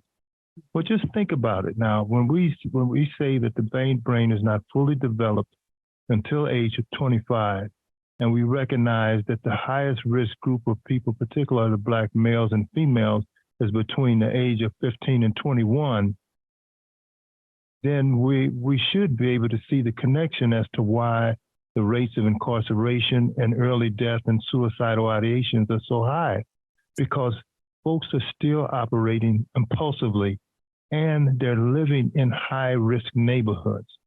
And so with the lack of the kind of focus on what's really creating, the risk environmentally, then when the person becomes an adult, instead of them behaving better, they just behave the same way, but in some respects in a more mature, but nevertheless community hurtful way. So I also think about the fact that we say that hurt people, but I also say wounded people can help heal wounded people. But we need that space, the medicalization of that, as Dr. Punch has said, is a powerful concept to grasp, as you've weighed in on, Rebecca, because what I find is that when we try to bring supports into community, we first of all find that there are not enough African American or people of color who are therapists who can do the clinical work. And then second of all, the kind of work that they need to do to end racism is not the work that they're trained to do. And so and one of the reasons why is because they're looking for ways to get paid for that. And I'm not knocking that. You go to school, you get the education, you got all these student loans, so you want to be able to make a living for your family. But the problem still exists in the fact that it's got to be somehow diagnosable. Yeah, and when it's diagnosable, then there's a way to bill for it. And if you can't bill for it, you don't have a lot of sisters and brothers, like you all, who are willing to do it in spite of. And so when we did work, for example, with SLPS, recent years on this project called Ending the School to Prison Pipeline, we spent some time under the previous administration making sure that classroom teachers could understand and identify the symptoms of trauma, but at the same time reducing expectation that those staff would become trauma specialists. We needed to bring in people who could do the work, like the Black Healers Collective and the work that Dr. Punch is doing. The last thing I want to mention that in terms of youth development into adulthood is I've learned a long time ago that one of the signs of depression amongst men is agitation and anger. I remember when I got shot in my shoulder and lost the use of my arm almost 50 years ago. For the first 5, 6, 7 years, I was really, really, really angry, and I didn't understand why. My temper was really short. Everything irritated me. I didn't know what trauma was. I knew what I was going through, but I didn't have a word for it. And I look at these young brothers out here now who've been shot at, seen somebody shot, somebody killed, and that experience gets buried under this machismo of being angry and aggressive, hypervigilant, hyper-aroused, and we're not identifying it that way, and we're not responding to it in that way, but we're still trying to treat that as opposed to also addressing racism. I don't think you can do one without the other, and it's folks who actually understand the systems of oppression who are trying to do that, but oftentimes their plates are full to do that. So I'm willing to continue to work on that, but there, like you said, all of us are going to have to develop the skills of helping to heal. And so I'm thinking more about the systems themselves, like, and how do we make them more accountable? Rebecca knows I've had this conversation with her that it's kind of like reparations. Like the minute that we really started gaining traction for reparations, everybody and their mama now is going to do something around reparations, or they got an organization around reparations, and you're like, oh my goodness. And I'm starting to see that with healers, like folks just call themselves a healer, but we don't know what it takes to be a healer. I mean, really?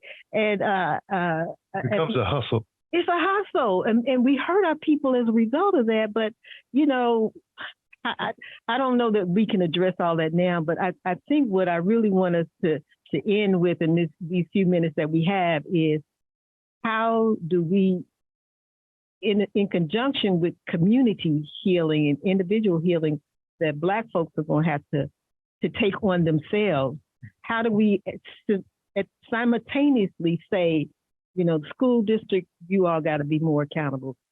Churches, y'all got to be more accountable. City government, y'all got to be more accountable. Because I think this notion of wellness and health is getting more to the fore, but it's not trickling down to our people. We got to agitate, Jamala. I just got to say that there's no struggle without progress without struggle is just, a hopeless empty dream. We've got to be willing to go to those places and negotiate, and then agitate, and then, try to figure out how do we get what it is we want. And so the events that you all described are really important to draw attention, but we've got to force, not violently, but we've got to put these issues in front of those who are responsible for addressing them and make it a public issue. And I don't think we've done that enough. What about you, Dr. Punch? Oh, go ahead, Rebecca. No, I was just going to say, I would agree. Two things. One that you said, Baba Khatib, I would like to say that much of what we think of as anger is unmetabolized grief, right? And we often don't have the supports around grief processing for those of us who've been endangered, right? So yes, I'm affirming that. Two, I think we interrupt business as usual. I don't think it's possible to fix what we are unwilling to heal. I think we spend billions and billions and billions of dollars on policy solutions, on sanitized answers that have no interest in actually healing the underlying dynamics that exist, and that aren't quite interested in the well-being of those that they're supposed to serve, right? The unit of analysis for most policies is not Black folks' well-being.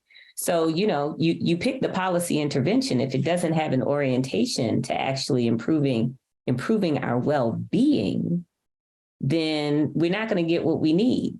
One of the things that I liked about what Baba Khatib, as a part of a group in the West End neighborhood planning, were doing was that they were integrating healing as a part of their long-term planning strategy. It makes sense if you're talking about the revitalization of the community, where many of the community members have been endangered by the systems and structures that are supposed to support them, that as they reimagine what their community might look like and how to bring back community control, community vibrancy, how to support community development, that they are also centering what's the social technology and social infrastructure needed for us to thrive and be well. It's not just economic development, right? It's also our emotional development, right? Our human development. And so they took what is conventionally a planning process and they altered it. We might take that as proof of concept that much of what we think about as the standard operating procedures for our systems need to actually have healing components. Shocker. That the extent to which they don't serves as a very real constraint on their ability to be transformative and impactful, period. Because then they're not centering the well-being, and we can put equity, we can sit equity on anything, right? We can put those kinds of terms, but if we're not talking about, to use a term by Dr. Punch, if we're not talking about fundamentally transforming the conditions of vulnerability that endanger human life, then, right, and continuously imperil human life, then what are we doing? And treadmill, creating the same situation. Yeah. So at school, when children are shot, when we come back from pandemics, let us not return to business as usual. Let us not do that. Like, let's just get them back in the classroom. And I'm married to a 30-year educator, right? Who has seen in the last 3 years classrooms that hadn't looked anything like his classrooms before, because of the condition of the children and the adults. Is so degraded, right? So I'm saying this whole, like, we go back to what we know. Well, what we knew and what we did was radically and always insufficient, right? Much less maladaptive. I mean, just wrong, dysfunctional on so many levels. So I'm suggesting when you say, well, what do we need to do? I think Baba Khatib is right. We do need to agitate that the ways in which the practices of our institutions around economic development, around community development, around neighborhood planning, around educational equity and quality and educational access, like, we can't do it the way we've been doing it as if we're not traumatized. Right. That's a fiction. So we need to alter all of our processes fundamentally to include a dimension that they heretofore have not included, primarily because they didn't care. Like, that's just the truth. Right. They didn't care. But I don't think we're going to get out of this quagmire unless we behave differently, and get our processes so that it's not just healing on the side. I'm saying something radically different than that. I'm saying healing integrated into the ways in which we operate and function our schools, the ways in which we operate and function our jails. Mama Jamala, you and I have had that conversation, right, with the work we're doing in the jails right now, the way in which we operate and our healthcare systems, the way in which we operate, like, that's the level that it takes, I believe. So obviously, we have just scratched the surface, y'all. I mean, this is deep. It's heavy work. We probably need some damn therapy ourselves. Just thinking about it. That's why I be talking to people regularly. We talk about other people can help you heal. Sometimes just talking to people, because, you go through this life and you start, well, am I the only one that believes this? Or am I the only one that thinks this? Am I the only one that feels this? And then you talk to somebody, now, girl, I've been thinking the same thing. So we got to help each other. And I think what we wanted to try to do today is to use a tragedy to raise the alarm about what's going on inside of our families, inside of our schools, inside of our communities, so that we have a deeper, more informed conversation about what we need. And so I don't expect this to be the end. And I thank people for pushing me to do this and to continue to try to get answers for the community. But in the words of Donna Jones, all of us have to be a part of this. This thing is not over. There have been increased agitational behaviors of our students because of that, still unresolved. There are teachers who need support and help. There is an exodus of talented teachers and principals from the public schools. We lost key people in the student support services for the St. Louis Public Schools. So we're having a drain happen at the very time we need them the most. But this is the conditions that we are facing, you all. So this is not the end of this conversation. I just want to thank everybody that was here with me today. Elizabeth Brown, who's with the National Association of Secondary School Principals. We had Donna Jones on from the St. Louis School Board. We have Khatib Waheed, who's just been an advocate for many years for our community and its wellness and security. Dr. L.T. Punch, who's on the front lines. She's in those operating rooms, but she's also in the operating line in our communities. And also Rebecca Bennett, who is the catalyst over there at the Black Healers Collective and Emerging Wisdom. And we had, a special treat with Keisha Akers, the mother of Alexandra Bell, who's just been just a source of support for the students and the community over there at VAP, but also she needs some support. So this is Jamala Rogers, her host of Voices from the Battlefield, thanking you for being a part of this conversation, thanking you for your comments made through the Facebook chat. And again, we're going to have a continued conversation. We're going to be asking the questions of our policymakers and our elected officials about what they plan to do. So it's not over. You'll be able to get this program through YouTube, on my YouTube channel, and it's also on Zoom, and the link is in the chat. But we'll be saying it again because again, it's not over. But we also want to thank all the folks who helped put this together, Dr. Bernie Hayes and Tavon Brooks, who helped with some of the technical issues, and the Alumni Broadcasting Association, which is young people trying to learn how to do this better. And so they've been here, and Kiara Henry has helped co-produce this, and she normally does. So thank you everybody for being with us today. Next week we'll have our guest will be from Missouri Jobs with Justice, who will be talking about some of the fantastic campaigns they're doing for working families in Missouri. So stay tuned. Thank you.